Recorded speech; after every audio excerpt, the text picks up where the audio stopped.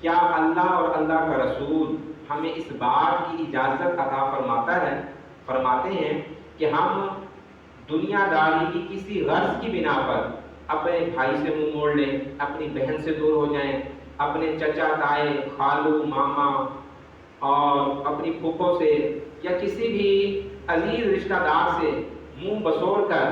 اپنا موڈ خراب کر کے اور اس کی غیبت چغلی کو اپنا شعار بنا لیں اور اس کے ساتھ قطع تلقی کر لیں؟ تو کیا اس بارے میں ہمارا دین ہمیں اجازت دیتا ہے؟